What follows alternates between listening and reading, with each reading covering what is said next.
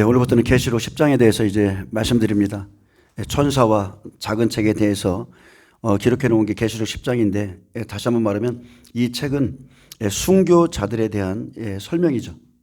예를 들어서 계시록 9장 21절로 육나팔에 순교한 자들이 있는데, 그리고 떨어진 자들이 있는데, 이 사람들이 누구인가, 즉 증인들에 대한 제 설명과, 그리고 일곱째 나팔이 울리기 전에, 일곱째 나팔의 그 비밀이 일어나기 전에 이 사람들에 대한 소개가 먼저 있는 것이 계시록 10장입니다.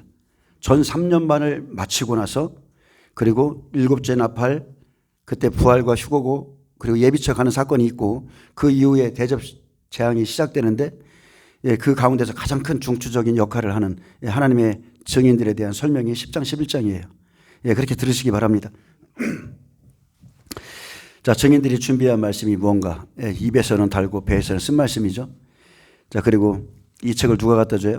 힘센 천사가 갖다 주는데, 그리고 이 말을 때가 될 때까지 임봉하고, 지금은 전하지 말아라. 그러나 바로 지체하지 않고 이 일이 이루어질 것이다. 이 말씀에 대한 뜻을 좀 설명하겠습니다. 계시록 9장 5나팔은 무저갱에서 나온 황충이 하나님의 인침을 받지 않은 자에게 하는 일들을 소개했습니다.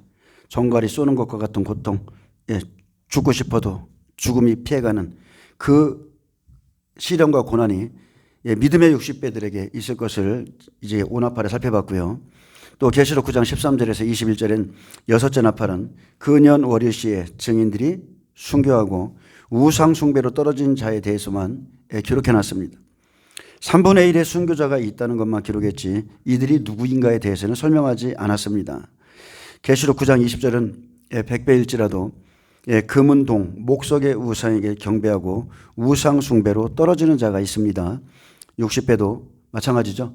다니엘의 세 친구처럼 우상 숭배를 강요할 때 믿음이 없어서 떨어지는 수많은 사람들이 있었고, 또 용나팔에서 우상 숭배하지 않은 자들은 어떻게 죽었어요? 18절에 불과 유황과 연기로 순교한다고 기록되어 있고, 계시록 11장에 가면 무저갱에서 올라오는 황충에 의해서 죽는다고 그랬어요. 또 여섯째 나팔에 보면 누가 죽었다, 누가 살았다 하는 말은 없고 그냥 떨어진 자만 기록했어요. 떨어지는 종류는 세 가지죠. 3분의 1은 떨어지고, 3분의 1은 순교하고, 3분의 1은 휴거합니다. 그래서 계시록 12장 4절은 휴거자에 대한 설명이 있죠. 그 꼬리가 하늘의 별 3분의 1을 끌어다가 땅에 던지듯 기절할 만큼의 고난을 당하고, 자, 백배들이 고난당해. 이스라엘 14만 4천, 이 사람들이 5절에 휴거됩니다.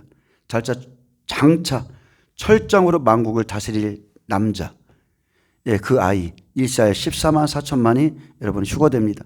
성경에서는 이 아이만 휴거돼요. 5나팔, 6나팔, 7나팔에 있을 세 번의 화는 다시 말하지만 불신자가 아닙니다. 믿음에서 하나님을 섬기는 믿음의 사람들 중에서 고난을 이기지 못하고 떨어지는 자들이 있음을 경고하고 있고, 전 3년 반 1260일은 계시록 9장 21절로 끝나고요.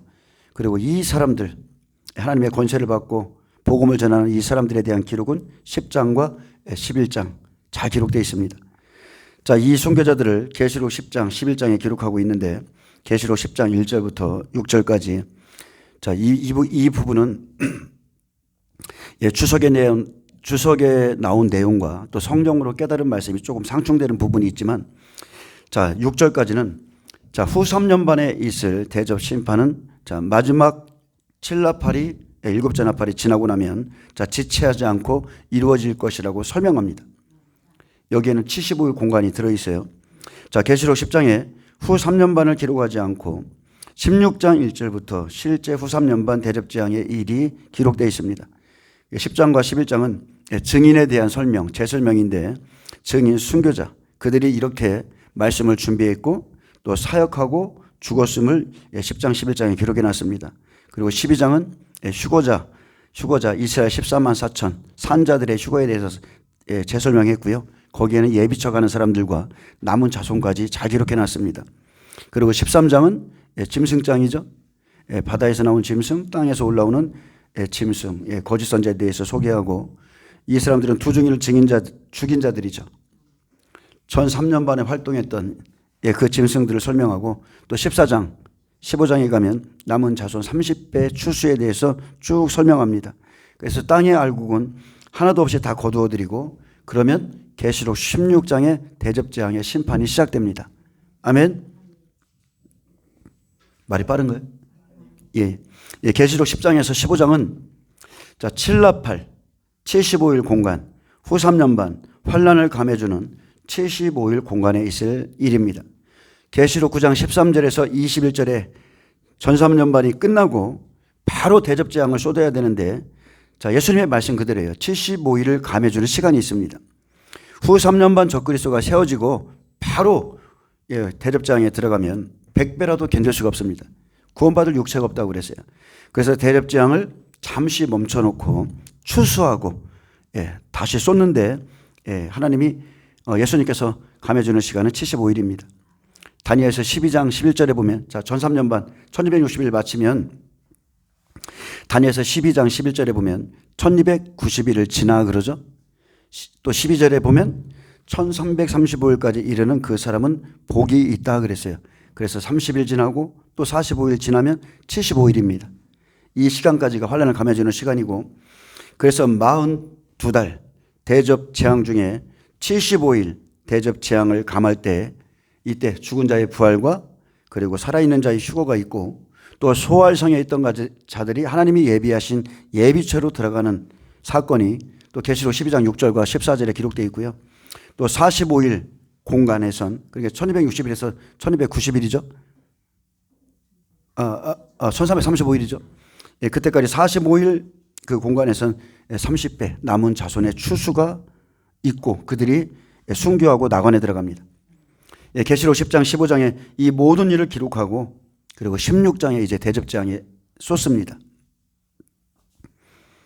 두 증인은 계시록 8장에서부터 사명을 잘 감당하죠. 일곱째 인해서 이스라엘 백성들에게 자 복음이 들어가고 이스라엘 백성들을 회복시키죠. 그들이 다 일심으로 회개합니다. 일곱째 인해서 7개월 동안 이스라엘에 강력한 놀라운 회개 운동이 일어나요. 그리고 계시록 9장 13절에서 21절 무적행으로 올라온 황충으로 이 증인들이 어떻게 죽었는가, 어떤 일로 죽었는가. 자, 그것은 잘 모르는데 이제 10장 8절부터 또 11장 14절까지가 순교의 내용이 잘 기록되어 있습니다. 아멘. 이 사람들이 그년 월일시에 죽긴 죽었는데 자 떨어지는 자도 있고 순교한 자들도 있는데 자 이 백배들 중에 어떻게 죽고 어떻게 됐는지 그 자세한 내용은 순교의 내용은 10장 8절부터 11장 14절까지 잘 기록되어 있습니다. 자, 이 사람들이 어떤 사람이냐면 계시록 2, 3장에 7교회 나오죠. 7교회 때 하나님의 말씀 예수 그리스도의 계시의 말씀을 잘 준비하고 쉽게 말하면 환란 전에 준비한 교회인데 대표적으로는 빌라델비 교회예요. 전 3년 반 1260일 사역을 잘 감당하다가 순교한 자들이었다는 것을 지금 설명하고 있습니다. 하나님께서는 하나님의 때를 알고자 하는 자들이 성령으로 깨달을 수 있도록 성경의 흐름을 단락단락 구분해 놓았는데 여러분이 한번 이 계시의 말씀이 열어지면 이게 눈에 보여요. 처음에는 도대체 이 계시록이 무슨 소린가?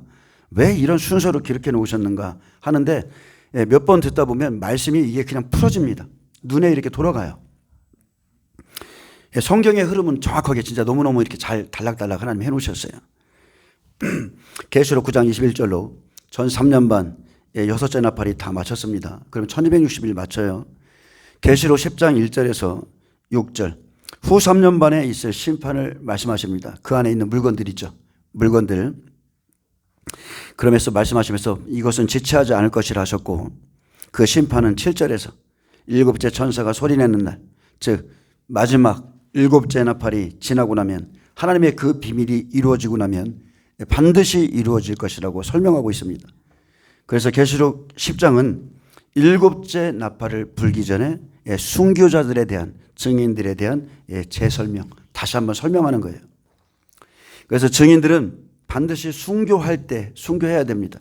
하나님이 정해놓으신 시기, 모든 것은 때가 있어요. 하나님이 정하신 시기가 있습니다. 그래서 그년 월일 시에 하나님이 예비하신 시간에 죽음을 피해가면 안 됩니다. 이때는 자기가 선택해야 돼요. 예. 자, 증인, 이 순교자들은 은혜 시대의 지말 7개의 시대에 하나님의 말씀을 잘 준비해서 심판이 시작될 때에 기름 부음을 받습니다. 기름 부음은 다른 게 아니죠. 권세를 받는다는 뜻이에요. 그리고 기름 부음을 받고 대언할 수 있는 증인의 권세를 받고 이들이 나가죠. 그래서 이들은 하나님의 나라를요, 일반적인 사람들보다 훨씬 더 사모하고, 그래서 육의 것을 포기하고 때를 따른 말씀을 먹고 의의 말씀을 신비에 새긴 자들이라는 것. 그들이 받은 권세는 다른 게 아닙니다. 여러분, 그들이 받은 권세, 많은 사람들이 능력을 행하고 귀신을 쫓아내고 이런 걸 말하는데 가장 큰 권세는 여러분 1260일의 권세, 말씀의 권세 받는 거예요. 말씀의 권세. 왜냐하면 말씀을 증언하면 성령님이 역사하시고 말씀을 증언하면 표적이 일어나요. 천사들이랍니다. 그래서 가장 큰 권세가 여러분 말씀의 권세예요. 두 증인에게 주신 것은 1260일을 예언할 수 있는 권세입니다. 말씀의 권세입니다. 그리고 준비한 만큼의 말씀의 권세 받습니다. 준비한 만큼, 얼마만큼 하나님의 말씀을 사모하는가, 마지막 때 주의 강림을 알고자 하는가, 막 성령으로서 깨닫고 주님께 묻고 그리고 스승을 찾고 이렇게 하다 보면 준비한 만큼 말씀의 권세가 나옵니다. 이들이 전 3년반 동안 사역을 감당합니다. 두 증인은 이스라엘로 들어가고 그리고 각처에서 70인을 각처로 보내듯이 각처에서 100배 증인들이 사명을 감당하다가 용납할에 똑같이 순교합니다. 그 시간은 틀리지만 용납할에 순교하고 마지막 7째 나팔에 부활해서 하나님의 보좌로 예수님의 강림 때 올라갈 것을 기록했고요. 그리고 7나팔은 좀 전에도 말했지만 한때, 두때, 반때 지나고 나서 30일 공간이 있고 45일 공간이 있는데 이 사람들은 30일 공간, 마지막 7째 나팔이 부러지면 하나님의 그 비밀이 이루어지듯이 부활해서 휴거해서 올라갈 것을 기록했습니다. 자, 다시 한번 설명드립니다. 계시록 10장 1절에서 6절까지 후 3년반에 있을 심판이고 그 심판은 7절에 마지막 7째 나팔이 지나고 나면 반드시 이루어질 것입니다. 8절부터 계시록 10장 8절부터 11장 14절은 증인들 중 순교자 3분의 1에 대한 재설명이에요. 이 사람들은 이렇게 사역하다, 이렇게 준비하고 사역하다 죽은 자들임을 보여주고요.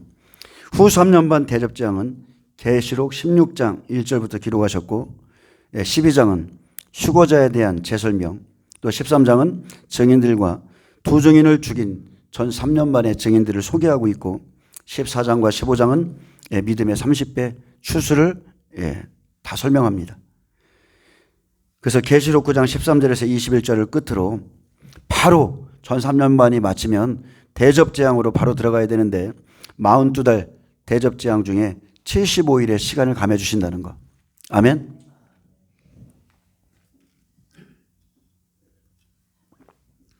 마태복음 24장 15절에 보면 천국 복음이 증거되면 끝이 오리라고 그랬죠. 그리고 나서 멸망에 가증한 것이 거룩한 곳에 선 것을 보고서 잃는 자는 깨달을진저 그랬어요. 유대에 있는 자들은 사로 도망하라. 자, 그러면서 이런 말씀을 하셨어요. 바로 대접장으로 들어가지 않고 21절부터 22절에 이는 그때에 큰 환란이 있겠습니다. 여러분, 전 3년반 마치면 후 3년반은 대환란입니다. 큰 환란이에요. 창세로부터 지금까지 이런 환란이 없었고 후에도 없으리라. 그날들을 감하지 아니하면 모든 육체가 구원을 받지 못할 것이나 그러나 택하신 자들을 위하여 그 날들을 감하시리라. 예수님께서 친히 말씀하셨죠. 친히 말씀하셨어요. 그날 큰 환란이 시작되기 때문에 택하신 자들을 위해서 환란의 시간을 감해 줄 것을 말씀했습니다. 그 시간이 75일입니다.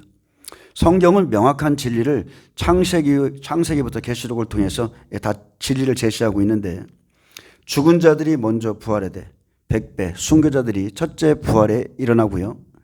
그 다음에 함께 이스라엘 14만 4천이 휴거되고 또 롯처럼 소알성에 잠시 들어가 있던 자들이 계시록 12장 6절 14절에 예비처로 가는 사건이 있고요. 또 45일 공간엔 이제 남은 자손 30배를 출수해서 그들이 낙원에 들어가는 모습을 보여줍니다. 이처럼 자 100배, 60배, 30배 믿음의 차이가 있죠. 믿음의 차이가 있는 대로 가는 곳이 다르고 추수의 시간도 조금씩 다릅니다. 1260일 플러스 30일은 1290일, 또 1260일 플러스 75일은 1335일이에요. 1260일 플러스 45일. 그러면 어쨌든 75일의 시간인데, 자, 후 3년만 적그리스도가 세워지면 권세를 받으면 100배라도 견딜 수가 없습니다. 이때는 견딜 수가 없어요. 그래서 대접장을 잠시 멈춰놓고 하나님의 백성들을 다 추수하고 나서 다시 쏟는 거예요. 그것을 설명하는 겁니다. 75일을 감해 주시는 거. 그래서 다니엘서는 말합니다. 12장 13절에 보면 매일 드리는 제사를 피하며 멸망하게 할 가증한 것을 세울 때부터 1290일을 지낼 것이요 기다려서 1335일까지 이르는 그 사람은 복이 있으리라. 너는 가서 마지막을 기다리라. 이는 내가 평안히 쉬다가 끝날에는 내 몫을 누릴 것임이라. 이 말씀 전에 뭐가 있어요? 반드시 한때 두때 반때 지나서 성도의 권세가 다 깨지기까지는 그랬어요. 여기까지 1260일까지 다 깨지고 1290일과 1335일까지 이르는 그 사람은 복이 있다 그리고 그리고 너는 가서 마지막을 기다리라고 그랬습니다. 그래서 지금 저와 여러분이 이 말씀대로 지금 준비하고 있는 거예요. 계시록 10장에서 15장은 환란을 감해주는 일곱째 나팔 75일 이 공간의 일들을 모두 소개하고 그리고 이제 대환란 16장의 대접재앙을 쏟는 것을 보여줍니다. 아멘. 여기까지 좀 어렵죠?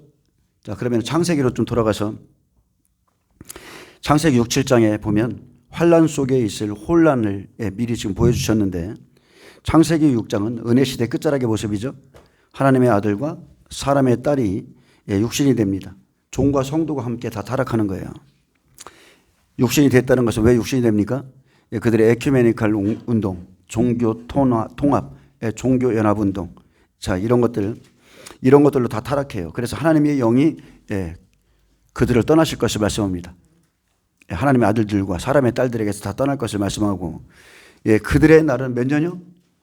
그들의 날은 120년이 되리라 약속하셨죠? 근데 성경에서 12라는 숫자는 제자들을 만드는 수예요. 이것은 여러분 명확하셔야 돼요. 120년, 12사도, 120문도, 자, 이런 것들은 제자를 만드는 시간, 준비시키는 시간이에요. 자, 노아의 나이 500세에, 창세기 5장 마지막 절이죠. 노아의 나이 500세에 약속의 말씀이 임합니다. 자, 120년은 그 시대의 사람들에게 준비할 시간, 제자 삼는 기간을 주셨다는 뜻이에요. 노아가 하나님의 은혜를 입고 그 시대의 사람들과 굉장히 다른 삶을 살았습니다. 완전히 다른 사람이죠.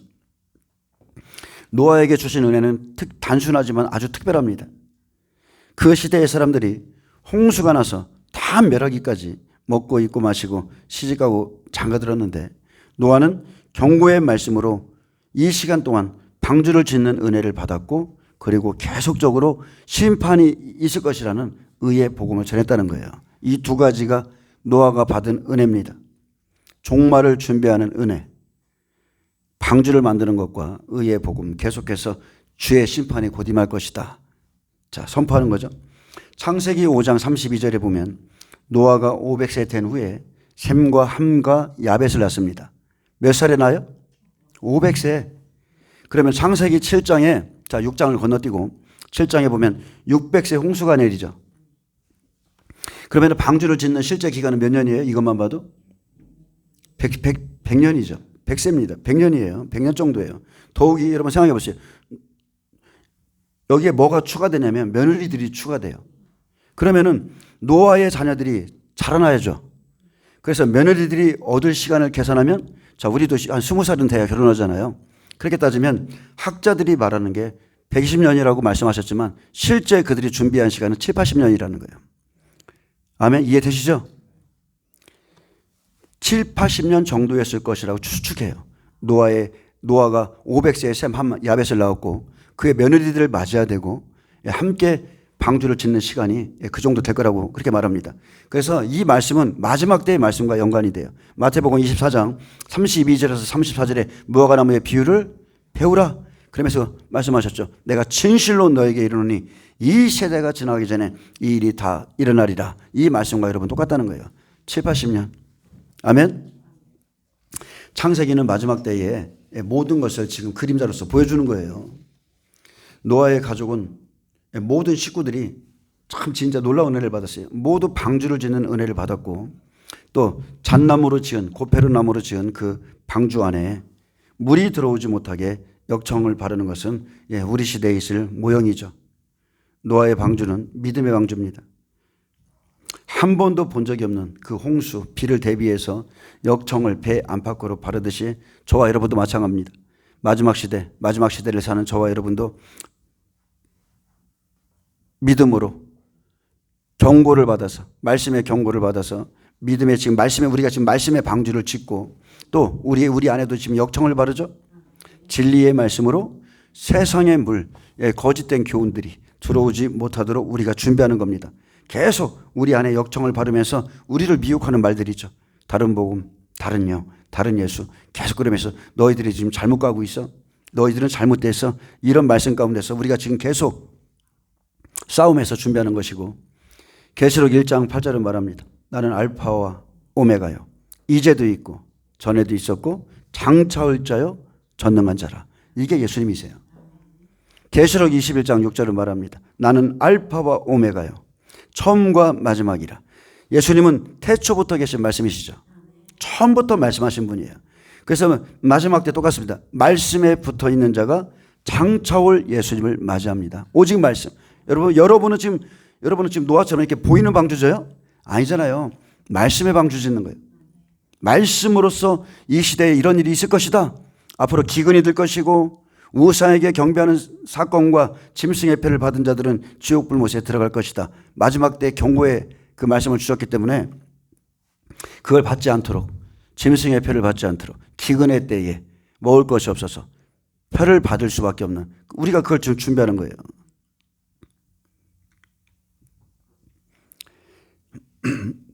자, 말씀에 붙어 있는 자만이 장차 올 예수님을 맞이할 겁니다. 자, 8일째 할례 받고, 자, 8일에 부활하신 예수 그리스도죠. 노아의 식구도 8명이에요. 영원의 수입니다. 자, 8일째 할례 받고 8일째 부활하신 예수 그리스도는 영원하신 하나님이에요. 태초부터 계신 하나님이세요. 그래서 노아의 가족 8명, 8이라는 숫자는 할례 받은 자들, 하나님의 말씀을 그대로 홍수전에 다 준행한 자만이 3층으로 갈 것을 말하는 거예요. 3층 천에 갈 것을 지금 미리 보여주시는 거예요. 그리고 정결한 짐승들은 2층에 들어갈 것이고 부정한 것은 1층으로 들어갑니다. 이처럼 들어가는 곳이 다 다름을 자, 구약을 통해서 알려주셨고 이 일은 오직 이 땅에 살아있는 동안에 다 정해지는 거예요. 아멘. 노아의 방주에 넣는 것은 누가 하세요? 그 일은 그 주권은 오직 하나님이 하시는 일이고 노아는 자기에게 명하신 말씀대로만 준행하는 거예요. 다른 게 없습니다. 오직 말씀대로 준행하는 거예요. 그래서 때를 따라 돕는 은혜를 받아야 되고요. 때를 따라 하나님이 우리에게 말씀을 주시는 겁니다. 자, 7장에 넘어가면 은혜 시대 끝자락까지 순종하고 준비한 노아에게 말씀하셨어요. 너와 내 온 집은 방주에 들어가라. 이 세대에서 내가 내 앞에 의로움을 내가 보았음이라. 자, 하나님이 말씀의 경고에 받는 자들을 본다니까요. 노아가 의의 복음을 처음부터 끝까지 전파했다고 그랬어요. 지금도 마찬가지입니다. 수많은 사람들이 마지막 때 이야기를 듣습니다. 그런데 이 세대에서 내가 내 앞에 의로움을 내가 봤다. 믿음에 대한 인정이 있죠. 왜? 하나님이 명령하신 그대로 다 준행했거든요. 방주를 지으라, 역청을 칠하라, 너와 내 식구들이 먹을 거리를 그 방주 안에다 집어넣으라, 다 말씀드렸어요. 그래서 하나님께서 이 믿음을 인정하신 후에 자, 짐승들을 데려다가 씨를 온 지면에 유전하도록 하셨다는 거. 그리고 지금부터 7일 후면 내가 40주야를 땅에 비를 내려 내가 지금 모든 생물을 지면에서 쓸어버리리라고 미리 노아에게 그 시간을 말씀해 주셨습니다. 명하신 말씀에 순종한 자에게 하나님께서 찾아오셔서 다시 한번 때를 말씀해 주시는 거예요. 앞으로 내가 이런 일을 할 것이다. 장차 이런 일을 할 것이다. 여러분 이것은 심판의 말씀입니다. 그래서 창세기 7장은 7년 환란의 시간으로 방주의 문을 여시는 분도 또 방주문을 닫으시는 분도 그곳에 짐승들을 들여보내시는 분도 하나님이심을 보여주시죠. 그래서 노아는 우리 시대로 따지면 빌라델비 교회의 모형이다. 거룩하고 진실하사 다윗의 열쇠를 가지시니 곧 열면 닫을 사람이 없고 닫으면 열 사람이 없는 그가 이르시되 볼지어다 내가 내 앞에 열린 문을 두었을 때 능히 닫을 사람이 없으리라. 자, 그런 다음에 말씀하시는 건 내가 내 행위를 안다고 그랬어요. 노아에게 말씀하신 거랑 똑같죠. 이 세대에서 내가 내 앞에 흘름을 보았다고 말씀하신 것처럼 내가 내 행위를 아노니 내가 작은 능력을 가지고서도 내 말을 지키며 내 이름을 배반하지 아니하였도다.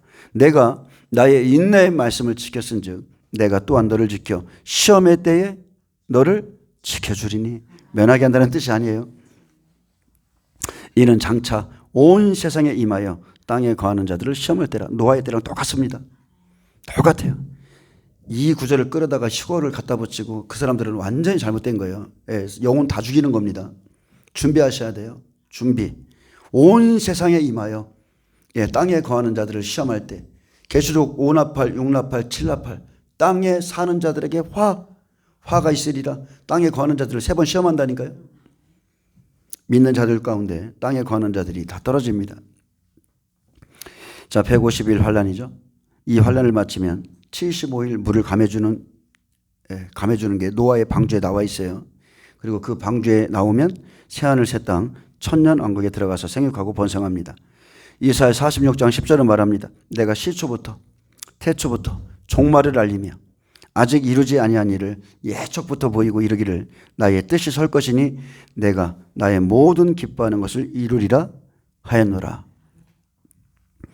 성경은 처음부터요. 시초부터 태초부터 종말을 향해 갑니다. 오직 종말에 대해서 말하고 있어요. 말씀의 끝은 다 7년 환란으로 가고 있습니다. 창세 때부터 성경 66권의 종착역은 여러분 7년 대환란이고 이 일은 우리 시대에 반드시 일어납니다. 이제 일어나요. 이제 일어납니다. 예수님이 오시기 전에 창세기 6장의 짐승들이 방주에 들어가기 위해서 구별되죠? 구별됩니다. 거룩한 것과 부정한 것들이 구별돼요. 그렇듯이 이방인 7교회가 에서보드 사빌라 이 대표적으로 이 7교회가 구별되어 준비되어 가고 있다는 것. 노아의 때는 120년이죠. 근데 이 세대가 지나가기 전에 준비할 시간을 저희에게 주시고 이제 주님은 곧 추수합니다. 7일 후 저는 20또 이렇게 말하면 안 되지. 요새 덤벼드는 것들이 많아서 이렇게 말하면 안 돼요. 자, 꼬투리를 잡아. 꼬투리를 깨닫고 해야 되는데 저기 바리새인 서기관들이 왜 이렇게 많은지 모르겠어요. 그래서 준비할 시간을 이미 우리에게 넉넉히 주셨고 이제 곧 추수한다는 거. 그날에 이제 시작되면 알아요. 시작되면 다른 말 할 거 없어. 말씀이 효험이 이루어지면 아는 거예요. 자, 계시록 1장은 예수 그리스도께서 속히 오신다고 공포하고 있습니다. 계시록 1장 1절에 예수 그리스도의 계시라 이는 하나님이 그에게 주사 반드시 속히 일어날 일을 그 종들에게 보이시려고 그의 천사를 그 종 요한에게 보내어 알게 하신 것이라. 자, 여기서 이 첫 번째 계시록 1장 1절 말씀에서 우리가 주목할 것은 반드시 속히 일어날 일들을 그 종들에게 보이시고 준비시킨다는 것. 아멘. 이것은 주님의 약속이에요. 그의 종들. 그러므로 내가 섬기는 교회의 모습, 모양은 어떠한지, 내가 섬기는 교회의 종은 어떤 분인지를 여러분 반드시 분별하셔야 돼요. 에서보드 사빌라 이 7교회의 모습을 다 드러내 주신 것처럼 여러분 자기 교회의 모습도 볼 줄 아셔야 돼요.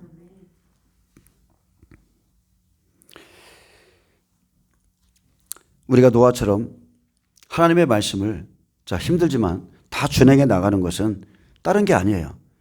계시록 23장 마지막 절에 말씀하신 이기고 이기는 자가 되기 위해서 주님이 그날에 이런 일이 있을 것인데 이렇게 준비하라. 그래서 우리는 이기는 자가 되기 위해서 지금 이 힘든 싸움을 하고 있는 거예요.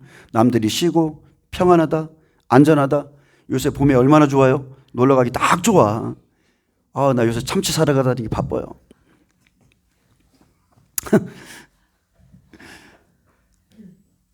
힘든 거예요. 정말 사는 게 힘든 거예요. 하나님의 말씀을 준행하고 산다는 게 진짜 힘든 거예요. 하나님의 말씀을 제 자신에 비춰봐도 그래요. 내가 서재에 앉아서 하나님의 말씀만 묵상하고 있으면 수많은 계시들이 와요. 기쁨도 오고 깨달음도 오고 즐거움도 오는데 실제 이 말씀을 내 삶에다 적용을 시켜서 내가 지금 준비해야 될 것들을 하고 있는데 몸이 몇 개라도 부족한 거예요. 오전에 기도해야지, 오후에 또 설교 준비해야지, 그 남은 시간에 이런 것들을 계속 틈틈이 준비해야 되지. 그러니까 쉴 시간이 없는 거예요. 그래서 노아가 어떤 마음으로 마지막을 준비했을까를 제가 가끔씩 생각한다니까요. 어떻게 의의 복음을 전하면서 어떻게 그 방주를 지으면서 그래도 그 집은 좋죠. 8명이나 되는 식구가 있으니까. 자, 그런데 때에 따라 각 사람에 맞는 은혜를 주신다는 거. 우리가 불평할 건 아무것도 없습니다. 예.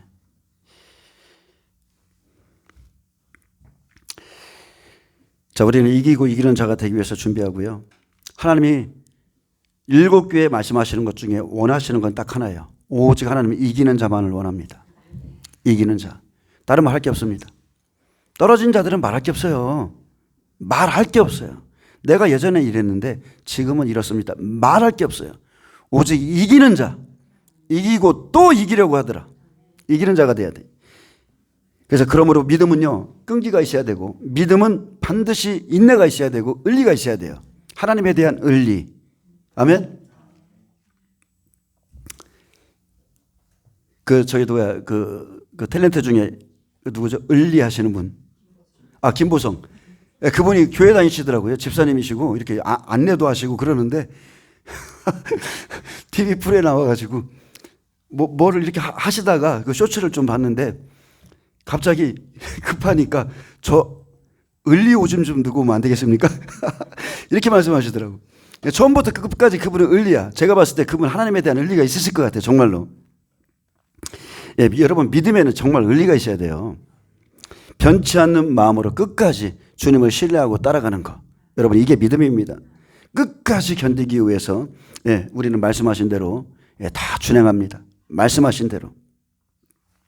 여러분 적당히 하지 마세요. 요셉의 때에 적당히 한 자들이 2년이 안 돼서 결국은 짐승의 표를 다 받았어요. 하려면 제대로 하세요.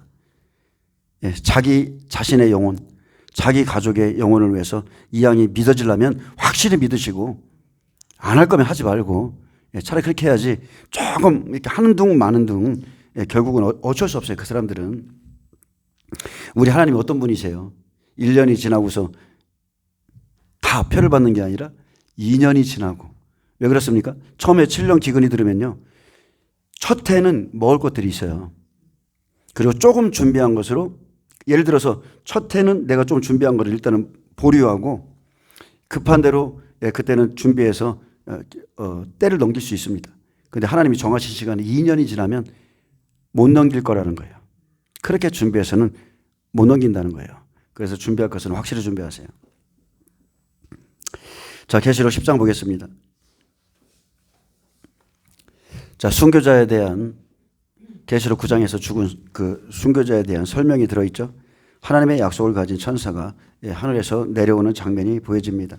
내가 또 보니 힘센 다른 천사가, 자, 강한 천사가 구름을 입고 하늘에서 내려오는데 그 머리 위에 무지개가 있고 그 얼굴은 해 같고 그 발은 불기둥 같으며.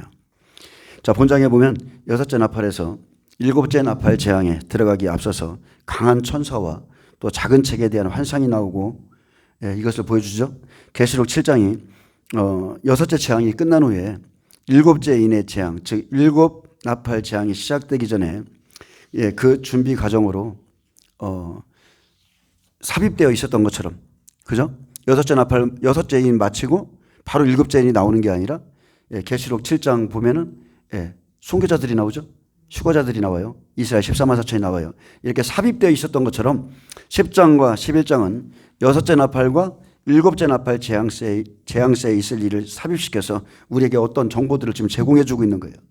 그래서 계시록 10장의 주제는 작은 책을 가진 힘센 천사의 등장과 또 사도 요한이 작은 책을 받아 먹음으로 이 예언의 말씀을 받아 먹은 복음의 증인들은 세상에 반드시 전해야 될 의무가 있음을 지금 보여주는 겁니다. 이제 큰 심판이 임할 것을 이 사람들은 반드시 증언해야 돼요. 여러분, 말씀이라는 것은요, 다른 게 없습니다. 받아 먹은 것만 나오게 돼 있어요. 에스겔에게도 말했죠? 받아 먹으라고. 계시록의 말씀과 똑같아요. 배에서 쓰고 입에서는 달아요. 그런데 예레미야도 똑같죠. 예레미야에게 주신 말씀도 똑같습니다. 내가 하나님의 말씀을 받아 먹었으므로 그랬어요. 그런데 그것이 내 안에서 분노가 일어나게 한다고 그랬어요. 자, 힘쓰는 다른 천사가 구름을 입고 그랬습니다. 구름은 하나님의 영광이죠. 모세의 때 성막 위에 구름기둥, 불기둥이 있었어요. 구름은 하나님의 영광을 나타냅니다. 하나님의 위엄과 영광을 입고 내려오는 천사는 아주 강한 천사입니다. 이 천사는 계시록 9장 13절에 사람 3분의 1을 죽이는 여섯째 천사에 대응하는 강한 하나님의 천사입니다. 강한 존재예요. 자, 하늘에서 내려오는데 그 머리 위에 뭐가 있어요? 무지개가 있습니다. 머리 위에 무지개가 있다는 것은 하나님의 언약을 가지고 내려온 천사이고, 계시록 4장 보좌 위에 무지개가 돌려 있었죠. 무지개는 하나님의 약속, 변치 않는 약속입니다. 그러므로 하나님의 모든 재앙들은 이렇게 약속에 따라서 시행되고 있다는 사실을 보여주고, 자, 그 얼굴은 해가 꼭 그랬습니다. 하나님의 영광이 그 천사의 얼굴에 반영된 것은 하나님의 말씀이 이제 빛을 발하는 시간, 모든 약속이 성취될 때라는 거예요. 그 발은 불기둥 같으며 그랬습니다. 천사가 전하는 하나님의 말씀이 그대로 이루어지는 시간. 그의 발은 뭘 밟고 있어요? 바다와 땅을 밟고 있듯이 이 천사는 천상의 위엄을 나타내고, 이제 이 일이 지체하지 않고 전 세계에서 열방 가운데서 다 이루어질 것을 선포하고 있는 겁니다. 자, 불기둥의 불은 심판이죠. 그 발의 불기둥은 하나님의 말씀대로 심판할 것을 나타내고요. 구름기둥은 하나님의 영광과 그리고 뜨거움을 나타냅니다. 예수님이 오셔서 말씀을 성취하실 때 어떤 일이 있었어요? 하나님의 영광이 드러나죠. 그게 구름이에요. 병을 고치는 거, 기사를 일으키고, 그죠? 이적을 행하실 때의 모습, 문둥병자, 병든 자들 막 고쳐줄 때의 그 모습은 구름기둥입니다. 하나님의 영광이 나타나는 현상이고, 천사들의 사역이 그때 함께하죠. 병 고치는 천사들이 주님과 함께 있어요. 말씀은 성령과 불을 나타내고, 그리고 심판은 천사들이 사역합니다.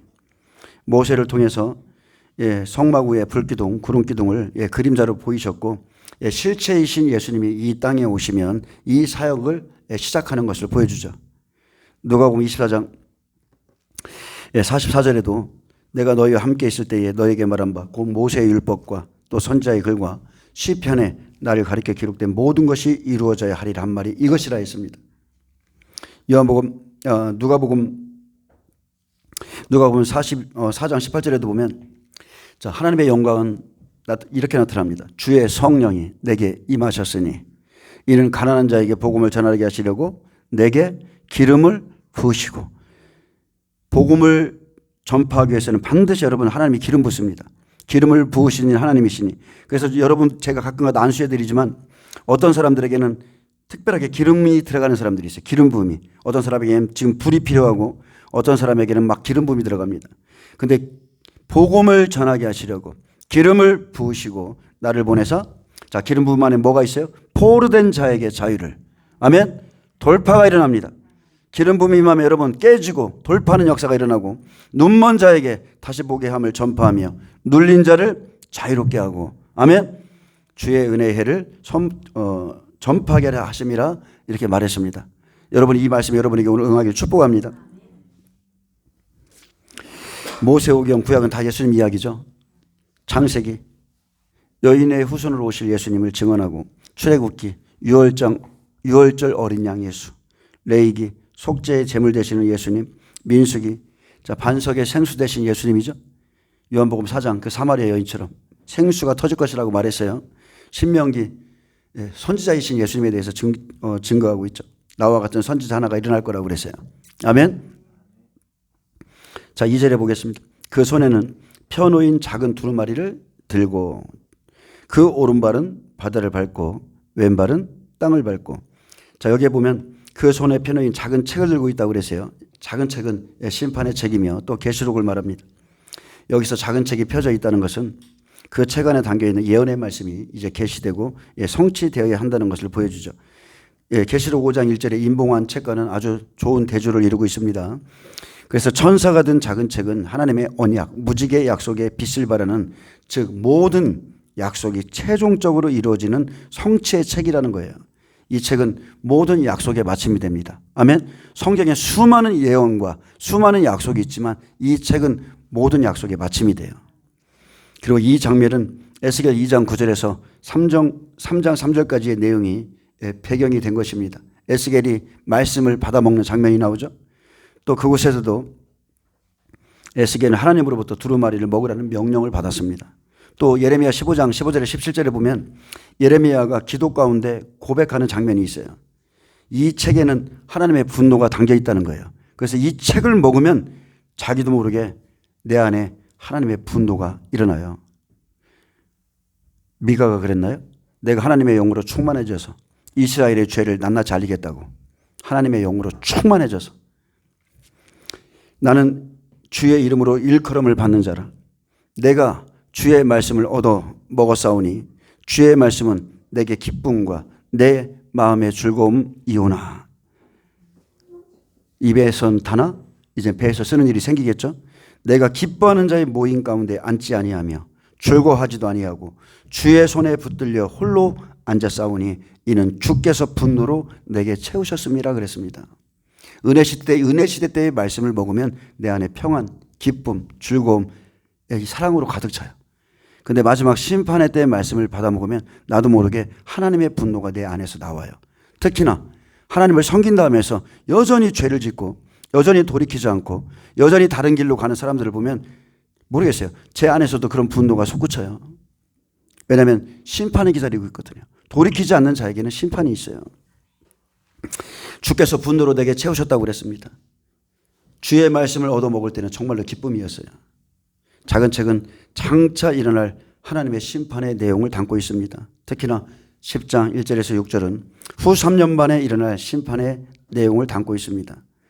자, 그 오른발은 바다를 밟고 힘센 천사가 작은 책을 들고 나타나서 그 오른발로 바다를 밟고 왼발로는 땅을 밟고 서서 외쳤습니다.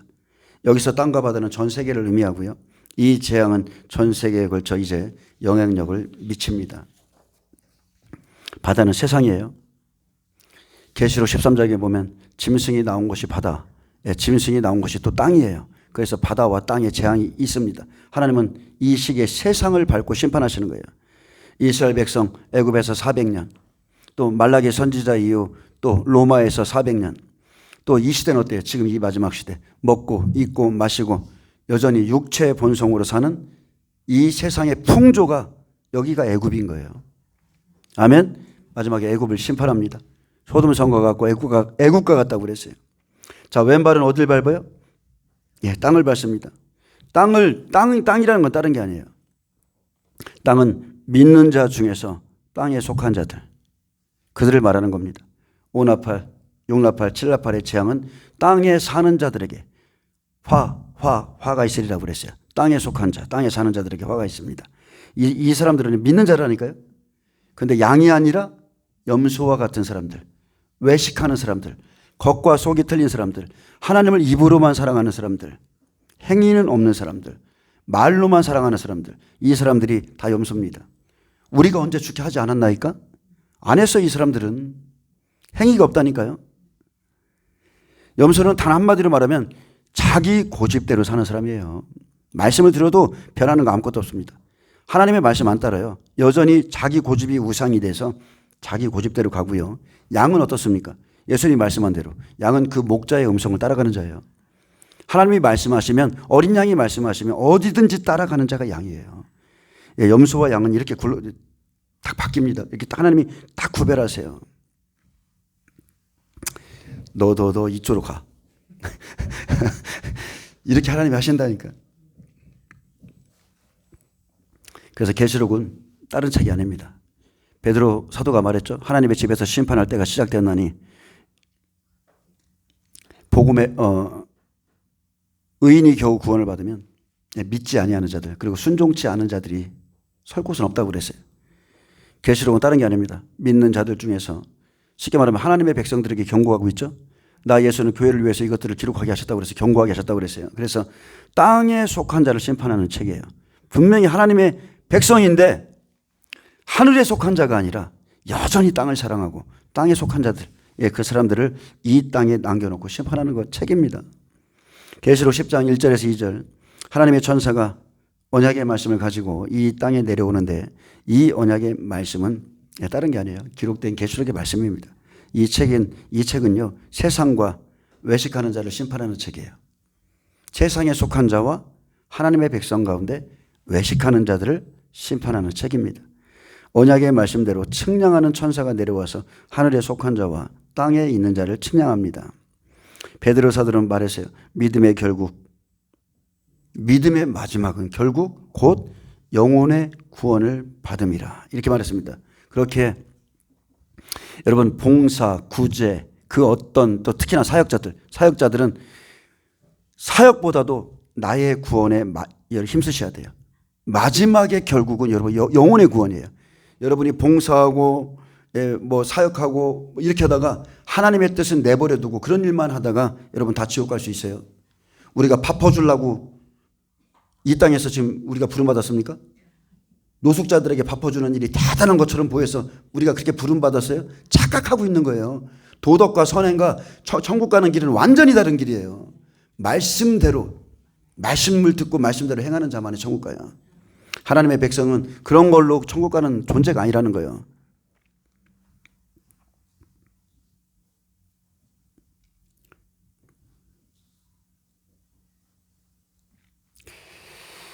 자, 베드로 사도가 말했습니다. 너희는 그랬어요. 말세에 나타나기로 예비하신 구원을 얻기 위하여 그랬어요. 말세에 나타나기로 예비하신 구원. 그 구원을 얻기 위하여 믿음으로 말미암아 하나님의 능력으로 보호하심을 받았으니 아멘. 이 사람들 소수입니다.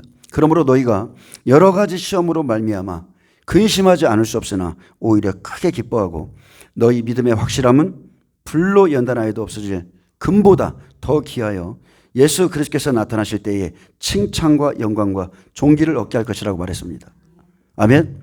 믿음은요 불로 연단해도 없어질 금보다 더 귀한 거예요. 여러분이 가지고 있는 금, 은, 보석보다도 믿음이 더 귀해요. 3절에 사자가 부르짖는 것 같이 큰 소리로 외치니 그가 외칠 때에 7 우레가 그 소리를 내어 바라더라. 자, 사자가 부르짖는 것까지 큰 소리를 외친다는 것은 비유의 말씀이죠. 내 생물 중에 사자와 같은 천사가 있습니다. 계시록 4장 보좌에서 내려오는 천사장, 환난 안에서 일할 천사들이 준비되어 있죠. 우리가 사복음서에 보면 사자가 나오잖아요. 사자 소리는 위험 있는 하나님의 음성으로도 비유되고 했는데 힘센 천사가 외치는 소리는 하나님의 위엄과 메시지를 전달하는 아주 무서운 특성을 강조하고 있습니다.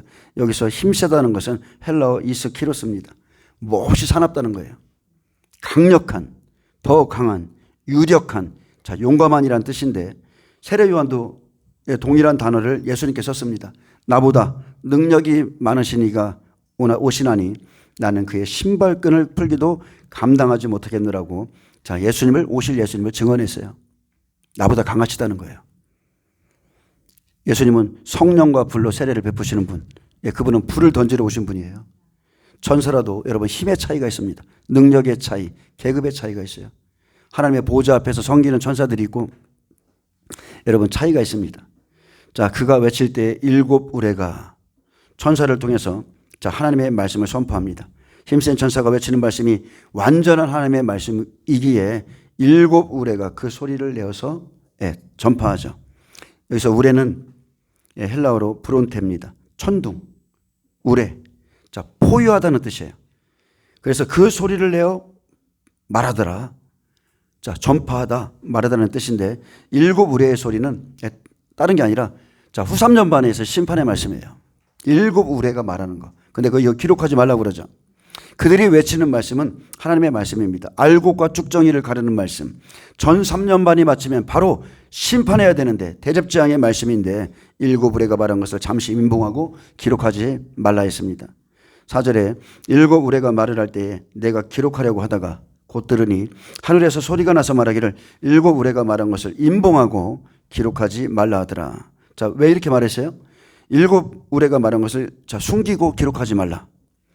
왜냐하면 2절의 심판의 말씀을 3절에서 바다와 땅에 외치니까 4절에서 지금 이것을 숨기고 기록하지 말라 했습니다. 왜요?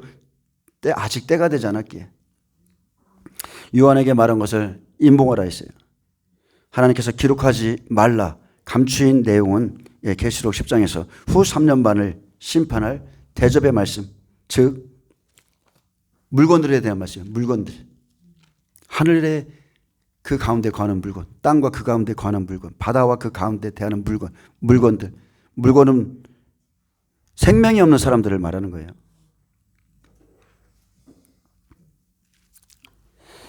그래서 계시록 11장에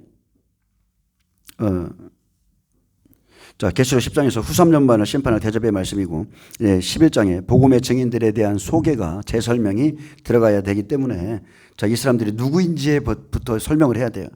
그래서 말씀을 인봉해 놓으라고 하셨지만 이것은 지체하지 않을 재앙의 말씀이라고 그랬어요. 지체하지 않습니다. 후 3년 반은 대접을 쏟아야 되는데 근데 그 일 전에 뭐가 있어요? 일이 있다는 거예요.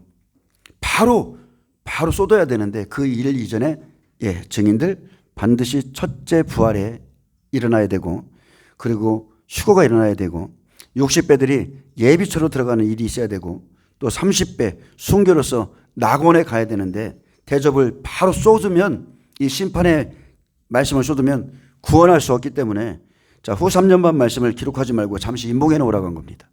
아멘? 잠시 인봉해 놓으라. 지체하지 않고 이루어진다고 그랬어요.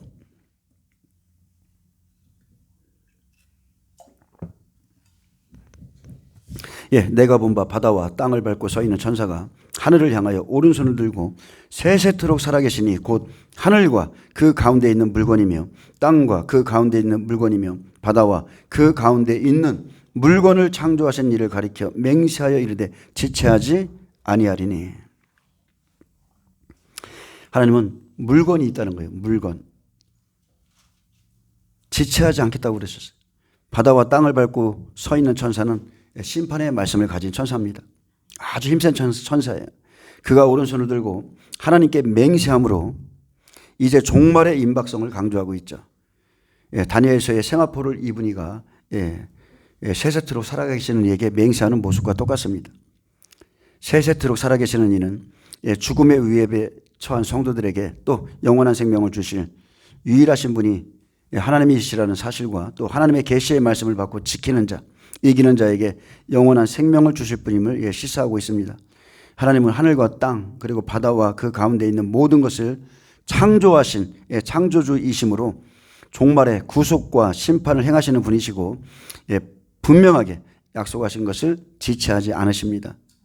그래서 다니엘서 12장 6절에 세마포 옷 입은 자가 이 놀라운 일의 끝이 어느 때까지냐 물었을 때 강물 위쪽에 있는 세마포 옷을 입은 자가 확실한 답을 줬습니다. 다니엘서 12장 7절에 보면 내가 들은즉 그 세마포 옷을 입고 강물 위쪽에 있는 자가 자기의 좌우손을 들어 하늘을 향하여 영원히 살아계신 이를 가리켜 맹세하여 이르되 반드시 한때 두때 반때를 지나서 즉 3년 반이 지나서 성도의 권세가 다 깨지기까지이니 그렇게 되면 이 모든 일이 다 끝나리라. 아멘. 성경에는요 여러분 우리가 알 수 있도록 때에 대한 명확한 확실한 답이 주어져 있습니다. 이 대답은 전 3년 반이 마치면 즉 한때 두때 반때 1260일이 마치면 일곱째 나팔로 시작되는 일곱 대접의 재앙을 통해서 하나님의 심판이 본격화될 것을 말하고 있습니다. 그래서 여섯째 나팔이 마치고 일곱째 나팔의 비밀과 심판이 시작되기 전에 잠시 멈추어 놓고 이 증인들에 대해서 지금 설명을 해주고 있는 거예요. 이것은 제 설명입니다. 그들이 누구인가? 자, 하늘과 그 가운데 있는 물건이며 그랬습니다. 자, 물건들. 자, 하늘과 그 가운데. 그리고 땅과 그 가운데 있는 물건. 바다와 그 가운데 있는 물건. 자, 물건이란 단어가 좀 특이하죠? 근데 이것은 영적인 거예요. 여러분, 그리스도의 영이 없으면 생명이 없는 자인데 그들을 말하는 겁니다. 그 사람들은 물건이며 그냥 하나의 종류일 뿐이에요. 이해되시나요? 계시록 18장에 보면 음녀의 상품을 쭉 소개하면서 마지막 때 종들과 사람의 영혼들이 들어있다겠죠. 그 물건들, 그 상품들을 말하는 겁니다. 사도행전 10장 14절에 보면 개역 한글에 이렇게 돼 있어요. 베드로가 이르되 주여 그럴 수 없나이다. 속되고 깨끗하지 아니한 물건을 그랬어요. 속되고 깨끗하지 아니한 물건을 내가 언제든지 먹지 아니하나이다. 이렇게 기록되어 있습니다. 자, 여기서 물건을 누구로 표현했어요? 이방인들. 부정한 자를 물건이라고 그랬습니다. 그래서 땅에 있는 짐승, 이방인은요, 생명 없는 자에게 물건과 같습니다. 복음이 없는 이방인은요, 여러분, 경건해 보여도 그 사람들은 하나님 보시 깨끗한 자가 아니에요. 아멘? 고넬료의 가정은 그냥 짐승이었어요. 생명 없는 짐승입니다. 그 사람들이 봉사합니다. 구제합니다. 하나님이 그들이 드린 기도가 하나님께 상달이 됐어요. 그런데 하나님이 그들을 기뻐하시고 긍휼히 여겨서 그들에게 놀라운 일을 행하시죠.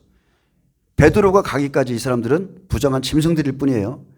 내 보자기에 있는 그 땅에 기는 거, 들의 짐승, 공중의 새, 다 그냥 짐승이에요. 이 사람들은 짐승이에요. 경건해 보이지만 고넬료의 가정은 생명 없는 짐승입니다. 구제와 기도를 많이 해도 생명만은 없었어요. 하나님의 생명이 없었기에 하나님께서 그를 긍휼히 여기셔서 베드로를 보내주시고 그들에게 하나님의 말씀을 주실 때에, 그죠? 하나님의 말씀을 주실 때 그들에게 뭐가 임해요? 성령이 임하시는 거예요. 그래서 말씀과 성령으로 거듭난 자, 물과 성령으로 거듭난 자가 되었죠. 그래서 마지막 때 어디에 있든지, 즉 마지막 때 이제 대접재앙에 들어가잖아요. 생명이 없는 자는 하나도 안 빼놓고 다 심판받습니다. 물건들은 다 심판받아요. 아무나 심판하는 것이 아니라 그리스도의 영이 없는 자만 심판받습니다. 우상 숭배하고요, 짐승의 패를 받으면 하나님의 영 떠납니다. 그래서 하나님의 영, 그리스도의 영이 없으면 다 심판받아요. 그래서 하나님의 영으로 인도받지 못하는 자, 물과 성령으로 거듭남이 없는 자, 성령의 이끌림을 받지 못한 자들이 다 심판받습니다. 하나님의 영으로 인도함을 받는 자가 하나님의 아들이라고 그랬어요. 그러므로 계시록 23장 교회의 마지막 절은 똑같은 거예요. 성령이 교회들에게 하시는 말씀을 들을지어다. 성령과 말씀. 봉사 구제를 많이 해서 천국 갑니까? 절대 그렇지 않습니다. 그 길과 이 길은 틀린 거예요. 봉사 구제를 많이 하면 하나님의 나라에 만약에 들어간다면 상급은 많이 받겠죠. 그러나 그걸로 절대로 천국에 못 들어갑니다. 누구든지 거듭난 후에는 하나님의 뜻대로 행하는 자만이 천국에 들어간다고 약속하셨어요.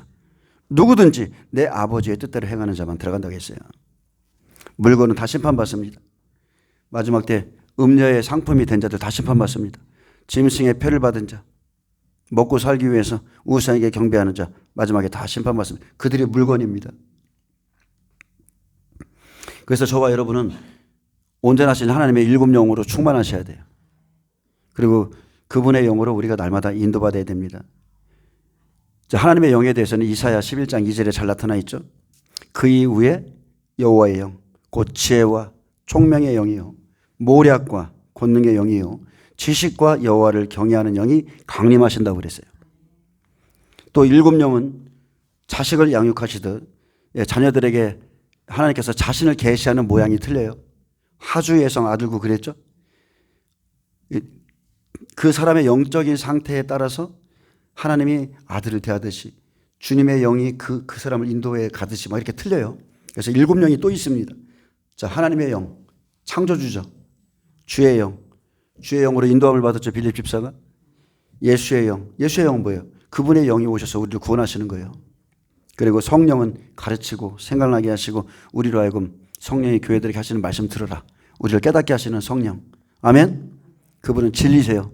여호와 하나님은 진리. 예수님은 내가 곧 길이요 진리. 성령은 진리의 영이 오시면 그랬어요. 오직 성부 성자 성령 하나님은 다 진리의 영이십니다. 그래서 하나님께 속한 자는 하나님의 말씀을 듣는 거예요. 그래서 아버지의 영이 있고 또 아들의 영이 있고 그리스도의 영이 있죠. 하나님은 이렇게 일곱 영으로 우리를 인도하십니다. 가르쳐 주시고 나타나 주시고 인도해 주세요. 그래서 하늘과 그 가운데 있는 땅과 그 가운데 있는 바다와 그 가운데 있는 물건처럼 예, 대접재앙 때는요, 생명이 없는 자는 일곱째 천사가 소리를 내는 날 하나님의 그 비밀이 이루어진 후에 부활과 휴거, 예비죄 사건, 남은 자손의 순교 이후에 바로 이제 이 사람들에게 심판에 들어갑니다. 아멘. 그것을 이제 말해주고 있는 거예요. 오늘 여기까지 하겠습니다. 예, 주님 감사합니다. 하나님, 계시록 9장에서 전 3년 말이 마치고 증인들이 순교하고 이제 그들이 어떤 모습으로 말씀을 준비했고 11장에 어떻게 사역했으며 어떻게 순교했는지 다시 한번 더 세세하게 우리에게 가르쳐 주시고 예, 깨닫게 하신 주님을 찬양합니다. 예, 감사하며 예수님의 이름으로 기도합니다. 아멘. 예, 하나님께 영광 소리 드립니다.